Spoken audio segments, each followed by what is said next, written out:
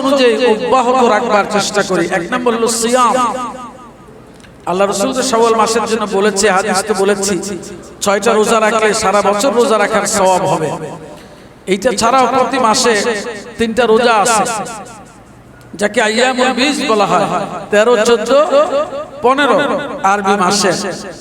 এটা পারলাম না, মাঝে মাঝে আপনি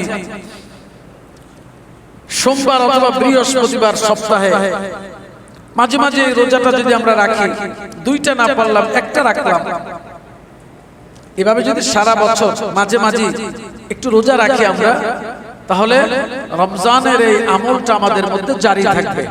কিয়াম, রাতে নামাজ পড়া, সালাতুত তাহাজ্জুদ, প্রতিদিন পারছি না, ঠিক আছে, লম্বা সময় দরকার নেই।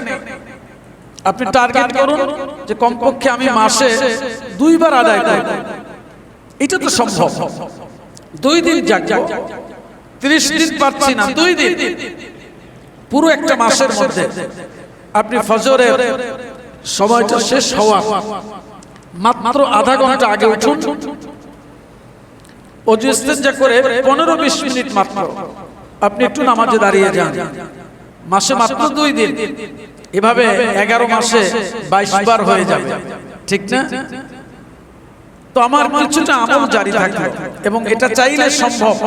তাহলে ওই রোজার মাস আসলে 20 রাকাত নামাজ পড়তে আপনার আর যন্ত্রণা হবে না, মেজাজ খারাপ হবে না, পায়ের মধ্যে ব্যথা ধরে যাবে না, কলবের মধ্যে বিরক্তির সৃষ্টি হবে না, বরং আপনি সারা বছর তো আলহামদুলিল্লাহ অভ্যস্ত।